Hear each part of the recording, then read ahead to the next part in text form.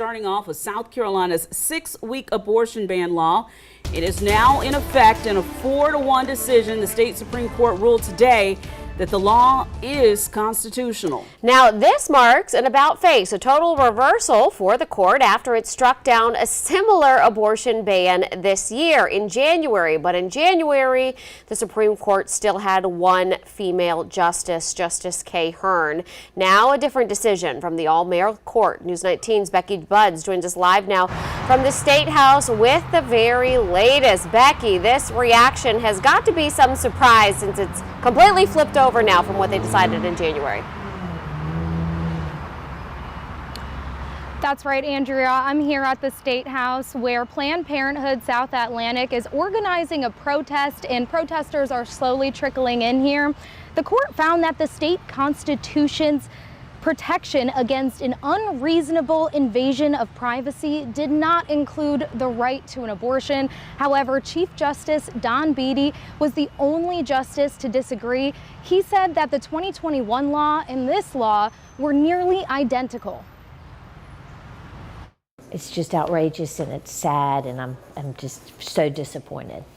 It's hard to even express. So. On Wednesday, South Carolina's highest court upheld a new 6-week abortion ban 8 months after tossing the last one.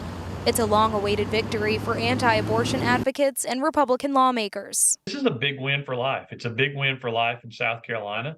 It's going to have a drastic reduction of abortions from out-of-staters, but also from those birth control abortions that we saw before. The law includes exceptions for rape and incest up to 12 weeks of pregnancy, fatal fetal anomalies, and the mother's life. Planned Parenthood South Atlantic, which challenged the abortion law in court, criticizing the decision's timeline.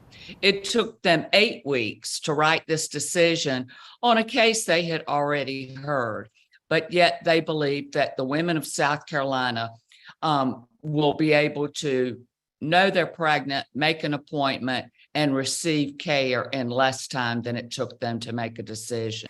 As for what's next, Democratic State Representative Beth Bernstein says that abortion access will continue to be restricted until the makeup of the legislature changes.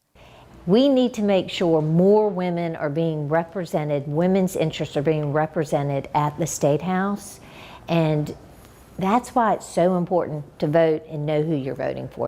Meanwhile, conservative lawmakers like Representative Jay Kilmartin say the fight over this issue is far from over. I would hope life at conception, with the exception of the mother's health.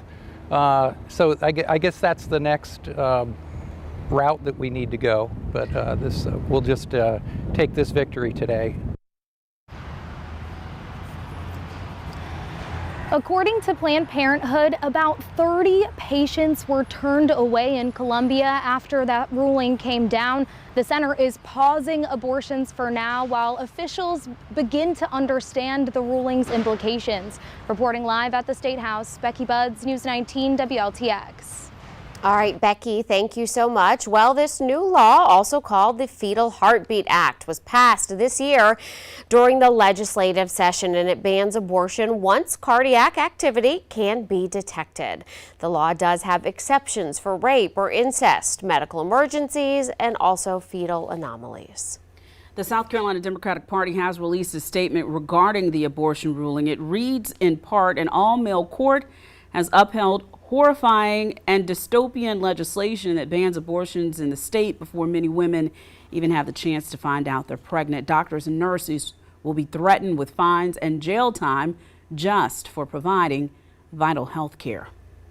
In the meantime, the South Carolina GOP has also released a statement tonight, and it reads, quote, "We have fought tirelessly to protect the lives of our unborn children, and today in South Carolina, we have won." All right, obviously a lot more to cover and discuss in the coming days. For the very latest on this ruling, what it means for abortion in our state, you can check out this story at WLTX.com, see all of our previous coverage. You can also find more information on our News 19 app.